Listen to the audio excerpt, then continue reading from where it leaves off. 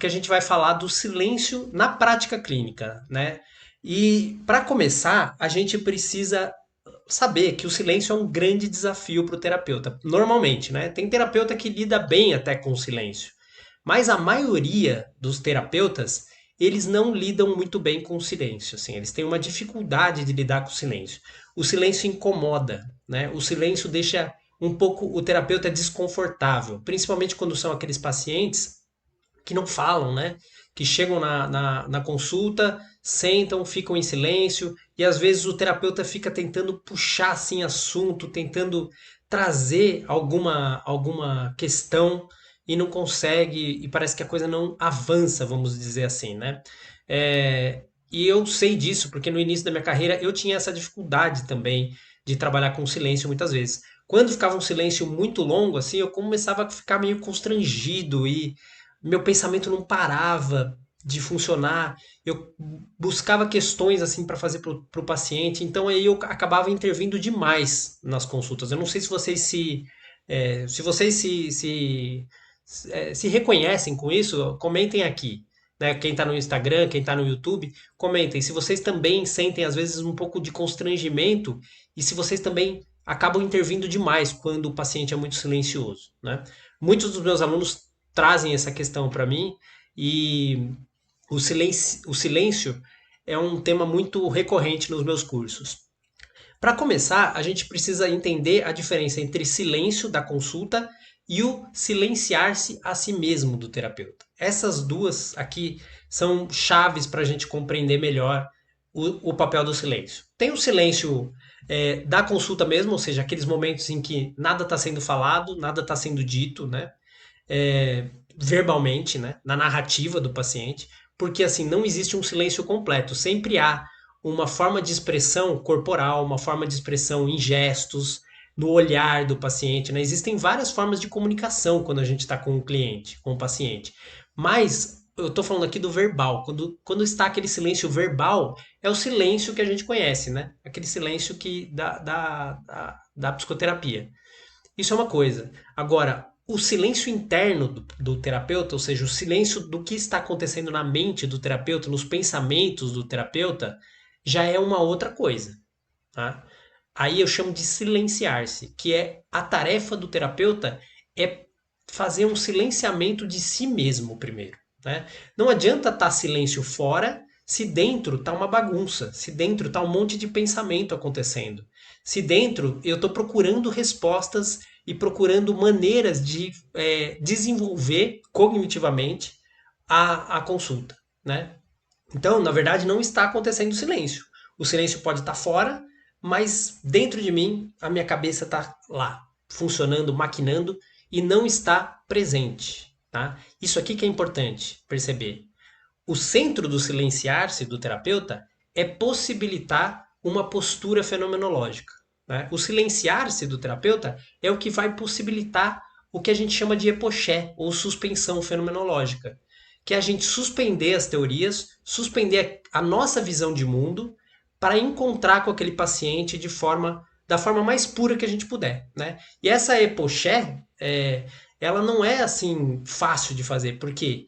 Porque não adianta só eu chegar e achar que se eu não souber nada e tiver ali inteiro, vai funcionar a terapia. Não, eu tenho que ter o conhecimento sobre psicoterapia, sobre psicologia clínica, sobre tudo, todas as teorias, abordagens, mas eu preciso, ao mesmo tempo, fazer a suspensão, que é deixar de lado por algum tempo isso, me abrir para o encontro.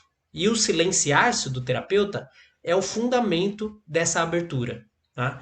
É o fundamento dessa epoché, dessa suspensão fenomenológica. É a partir desse silenciar-se que a gente vai conseguir abrir-se para o paciente de forma mais autêntica, estar no encontro de fato com o paciente. Né? É nesse momento que a gente consegue aquilo que a fenomenologia traz de mais enriquecedor para o atendimento, que é a gente estar presente, na nossa presença fenomenológica mesmo. Tá? E esse silenciar-se do terapeuta, ele pode ser desenvolvido. É uma coisa que a gente precisa desenvolver. Não é uma coisa que a gente assim tem naturalmente, porque o nosso mundo ele é barulhento. né? O nosso mundo, ele não é um mundo do silêncio, ele não preza o silêncio. O silêncio, às vezes, não é respeitado, o silêncio não é valorizado, né? O silêncio é visto com constrangimento, muitas vezes. É visto como algo. A pessoa muito silenciosa, ela é vista como muito tímida, muito reservada, fechada, antissocial, né? Então, o silêncio, na nossa cultura, na era da técnica, como Heidegger diz, ele não é valorizado. Ele não é uma coisa assim que, olha, que legal, a pessoa é mais silenciosa, ela escuta mais e fala na hora certa. Isso não é muito valorizado, né? Na nossa época. Então, é, a gente precisa saber que na consulta, na psicoterapia, o silêncio ele é fundamental, né? Para abrir novas possibilidades de sentido para o paciente.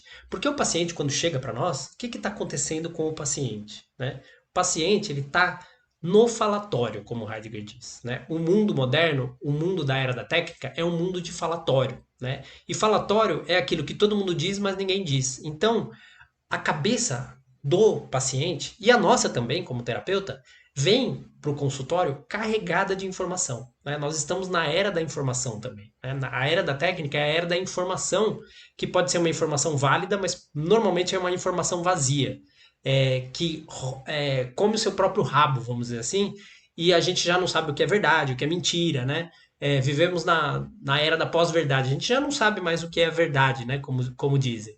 E a gente precisa encontrar essa verdade pelo silenciar-se, por tirar da nossa frente um pouco todo esse falatório, né? Isso primeiro o terapeuta tem que fazer consigo mesmo, né? Esse é um primeiro trabalho do terapeuta consigo, né? Não adianta o terapeuta chegar com esse barulho interno e tentar silenciar-se na consulta, porque ele não vai conseguir, porque se na vida dele ele tá com esse barulho interno, ele tá com esse excesso de pensamentos, na hora da consulta vai acontecer a mesma coisa, né? Ele vai ter essa dificuldade.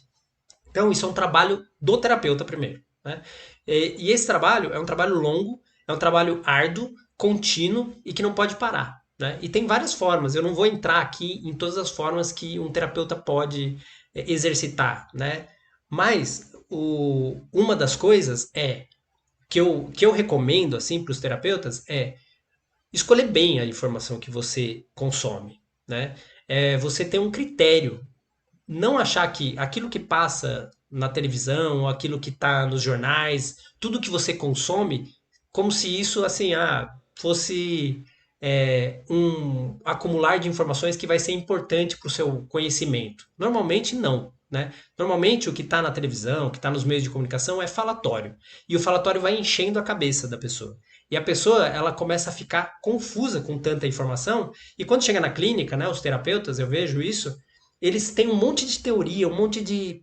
Acha que é isso, acha que é aquilo, muita coisa intelectual, a cabeça está muito grande, mas o coração está muito pequeno. Né? O coração, que eu digo aqui, é o afeto, o sentimento, o estar com o paciente com o coração e não com o cabeção, como eu falo, né? Porque quando a gente está com o paciente com o cabeção, a gente quer dar uma orientação para ele, quer dar um conselho, quer falar para ele, ó, faça assim, não faça assado. E esse não é o papel do psicoterapeuta, principalmente do psicoterapeuta que trabalha com a fenomenologia. Né? O psicoterapeuta que trabalha com a fenomenologia, ele está na presença fenomenológica, abrindo caminhos, novas possibilidades para esse paciente, acompanhando esse paciente, né?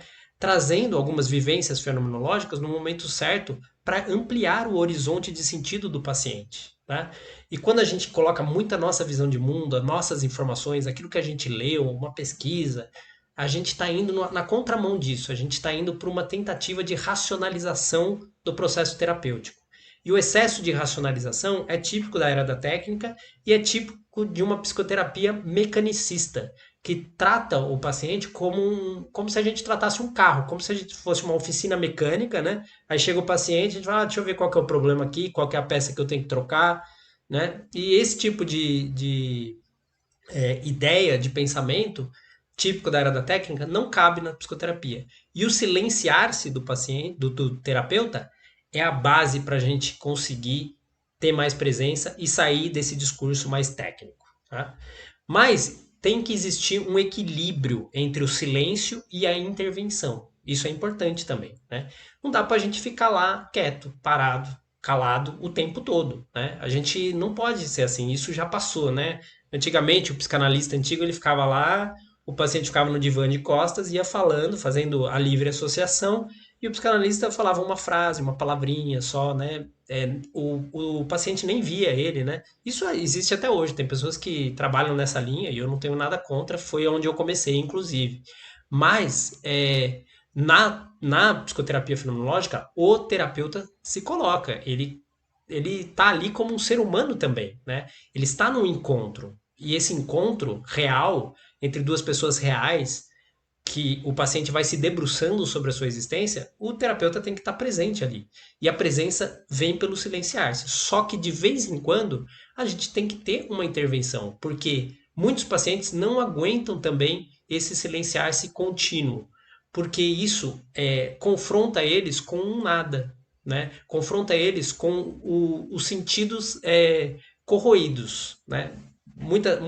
Muitos pacientes, eles vêm com muitos sentidos sedimentados que não são assim essencialmente criados por eles, os sentidos existenciais que eles têm, são criados por esse falatório, pela inautenticidade do mundo, e é difícil sair disso de uma vez, né? E o silêncio, ele dá essa possibilidade, porque quando a pessoa se silencia, ela tem que meditar mais sobre ela. Ela tem que começar a encontrar a verdade dela, o que ela pensa, o que ela sente. E muitas vezes isso confronta ela com dores muito profundas da história dela mesmo ou da própria condição existencial dela. E isso não é todo o paciente que está pronto para isso. Então a gente tem que sentir o paciente no momento que a gente está atendendo para ver se para ver se aquele paciente ele tem condições, até onde ele tem condições, né? E ele que vai demonstrando isso, ele que vai dando essas pistas, até onde a gente pode chegar no aprofundamento pelo silêncio, né? Pelo silêncio também, a gente sai de uma psicoterapia puramente cognitiva, né? A gente vai para uma psicoterapia afetiva, uma psicoterapia do coração, como eu disse. A gente vai corroendo esses sentidos sedimentados. O silêncio ele tem esse poder de suspender os sentidos que são do falatório, né? E suspendendo esses sentidos, a gente vai encontrando o essencial, né? Eu comparo sempre com uma cebola, sabe? É como se o paciente fosse uma cebola. Não sei se vocês já viram uma cebola, que você vai tirando as camadas assim, tem várias camadas assim, é até bonito uma cebola, né? Esses são os sentidos do falatório, sedimentados assim pela história, né? Historicamente sedimentados, pela biografia também do paciente, por aquilo que ele aprendeu, por aquelas crenças que estão muito arraigadas, e a gente vai tirando essas camadas até chegar no núcleo da cebola, né? Que o núcleo da cebola é o que a gente chama na fenomenologia de ser, do ser do paciente, da essência dele. E para chegar nisso é um exercício, é um trabalho. E eu vejo que a meta de um bom psicoterapeuta é sempre estar olhando para esse lugar, de chegar no ser do paciente, né? Porque é no ser do paciente que vai estar a afetividade, que vai estar o sentimento, que vai estar a parte que realmente articula os sentidos do paciente. Isso é um trabalho.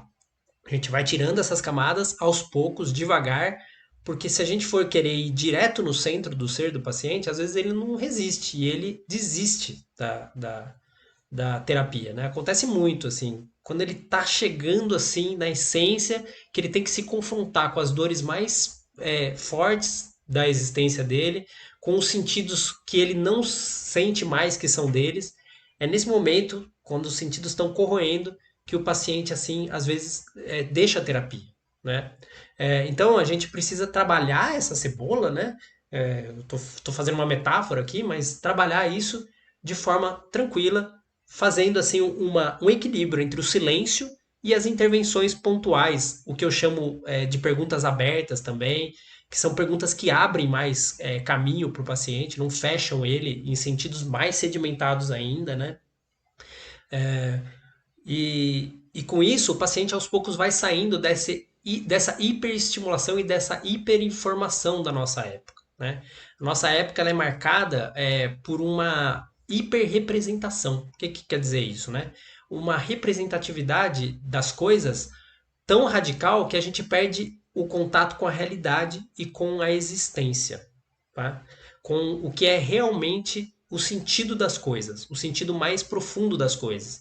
E a gente vai vivendo de representações, né? Talvez essa ferramenta aqui seja uma das que mais mostram isso, né? As mídias sociais, né? São representações do que a gente é. A gente pode usar isso de forma positiva, com uma aula, com coisas que aprofundam, ou com coisas que não levam a lugar nenhum, que a pessoa só fica num loop de informação sem fim, né? Então, essa representatividade me lembrou de um exemplo que um psicanalista, o Gilberto Safra, dá de um paciente que uma vez chegou na clínica dele e falou que estava muito feliz porque ele tinha visto uma cratera no meio da cidade de São Paulo, onde tinha terra e plantas. Apareceu ali uma cratera no meio de uma avenida, né? E ali saiu a terra e uma planta, ou seja, tudo, né, principalmente quem mora numa grande capital, tudo foi enterrado pela técnica, né? Então temos os asfaltos, os prédios, as árvores quase assim não existem, tem algumas, mas assim, você não vê uma floresta, você não vê um lugar de natureza, né? Onde a realidade está presente, né? É tudo uma representação da realidade, é tudo aquilo que o homem cria para representificar. E isso vai adoecendo o homem, de certa forma, né? E vira uma hiperestimulação, um hiperfalatório. E o silenciar-se é o primeiro passo para a gente começar a limpar o nosso olhar dessa hiperestimulação e dessa informação em excesso. Para poder estar presente de verdade, tanto na vida, tanto na nossa vida, né? Quanto quando a gente está com o paciente. Né? Quando a gente está com o paciente, se a gente tiver nessa postura fenomenológica, onde a gente já fez o trabalho e vem fazendo o trabalho de silenciar-se a nós mesmos, a gente vai percebendo que isso vai trazendo mais intuição para a nossa clínica. A gente começa a perceber com mais facilidade aquilo que está realmente privando existencialmente aquele paciente, aquilo que está fazendo ele sofrer.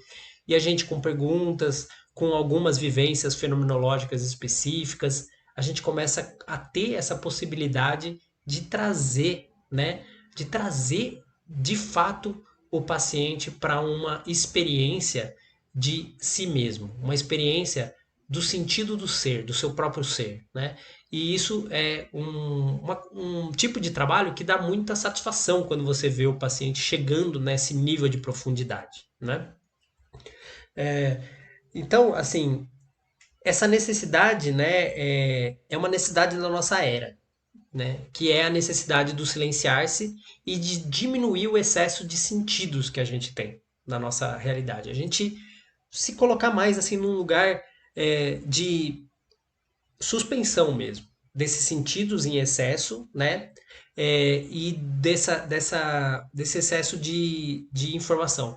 Mas isso angustia ao mesmo tempo, né? E por isso que a gente tem que ter aquele equilíbrio que eu estava falando entre o silenciar-se e as intervenções fenomenológicas. Por que angustia? Porque suspende os sentidos, né? E nessa suspensão desses sentidos, a gente fica meio sem chão, fica meio sem morada, né, no mundo, muitas vezes.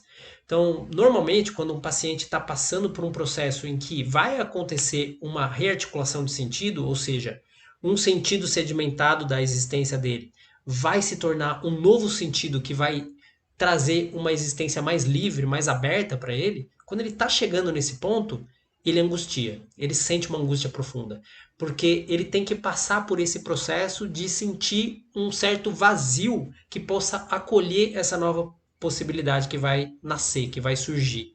Eu comparo isso com o parto de uma mulher, né?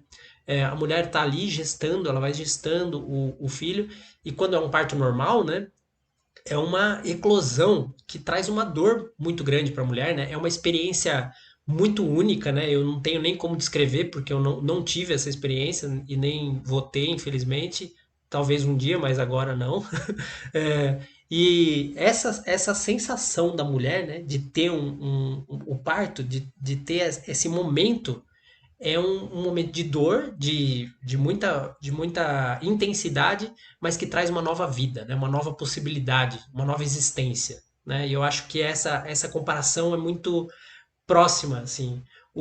A própria mãe do Sócrates, né? O filósofo Sócrates, era uma parteira. Né? Ela fazia partos e ele falava que ele fazia o mesmo trabalho da mãe dele. Né? Ele fazia partos filosóficos. Né? As pessoas nasciam de novo quando entravam em contato com as ideias de Sócrates. Então isso é muito, muito legal a gente fazer essas comparações. Aí eu vou trazer um exemplo clínico assim para vocês, na minha clínica, né, de como o silenciar se faz diferença, né? Eu vou contar um caso de um paciente com depressão profunda, assim, alguns anos ele tinha depressão, dos 14 anos ele chegou para mim com mais ou menos 22 anos, só que a depressão dele era uma depressão tão profunda que tudo era muito lento. Então, ele entrava na sala, eu já sentia a atmosfera, né, a tonalidade afetiva daquele paciente muito pesada, né? A fala dele era lenta, devagar, assim, muito pausada.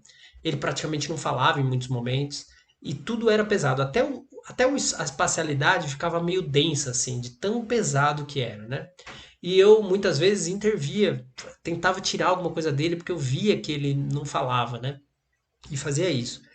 E eu comecei a fazer esse trabalho de silenciar-se enquanto eu estava atendendo esse paciente. E eu fiz isso numa consulta específica. Eu entrei num profundo silenciar-se e aguentei aquela angústia de ver aquela lentidão, aguentar aquele tédio, aquela lentidão que estava acontecendo na consulta e ao mesmo tempo me abrir mais para ele, ouvir com mais tranquilidade aquilo que ele tinha para dizer, sem pensar no que eu ia falar em seguida, né? Porque isso que é o importante da presença, eu estou com o paciente acompanhando o que ele fala, mas eu já não estou pensando no que eu vou responder. Porque se eu estiver pensando no que eu vou responder, eu já perdi a presença, você percebe? Isso é uma coisa interessante.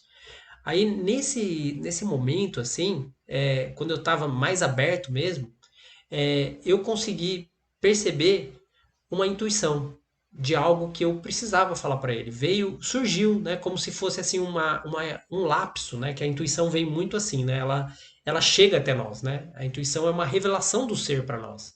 E a gente fala aquilo, né, e se for realmente uma intuição, isso traz assim uma modificação no paciente. Ele entra nas emoções, ele entra na afetividade. E aquele paciente, ele nunca tinha chorado numa sessão de terapia. E aquele dia, pela frase que eu falei, ele conseguiu assim trazer um sentimento mais profundo e a partir daquele momento as nossas consultas mudaram, assim, foram bem diferentes do que elas costumavam ser. Ele se aproximou, o vínculo foi criado com mais força e aí a partir daí o processo terapêutico dele assim foi muito mais interessante. Pessoal que tiver perguntas aí a respeito do silenciar-se, desse tema que a gente está falando, eu estou à vontade aí para perguntas, questões, comentários, tá? Eu não estou enxergando aqui o chat do YouTube. Eu sei que tem muitas pessoas lá no YouTube, legal. Tem pessoas também no Instagram, muito bom. Se alguém tiver uma pergunta, pode fazer, tá? O chat do YouTube, nesse momento, eu não estou conseguindo visualizar, mas vocês podem fazer pergunta lá também, que depois eu. Ah, tem bastante gente aqui. Consegui abrir aqui. Vamos ver se tem alguma pergunta.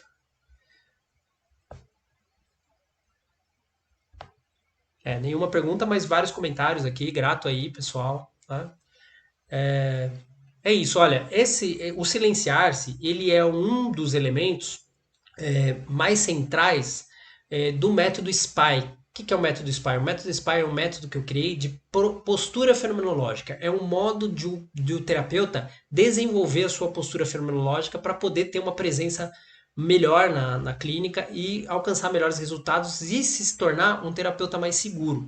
Porque eu acredito, e esse é o tema da live de hoje, que esse silenciar-se, né, dá uma segurança muito grande para o terapeuta. Porque apesar do silêncio parecer algo que confronta o terapeuta e que deixa ele um pouco amedrontado, né, um pouco desconfortável e até inseguro, né, ele até traz uma insegurança, né, o, o paciente, quando o terapeuta consegue fazer isso internamente, esse silenciar-se, ele ganha segurança, porque ele confia no ser, ele confia naquilo que há de vir, ou seja, naquilo que se apresenta, naquilo que se mostra, que é o que a fenomenologia ensina a gente.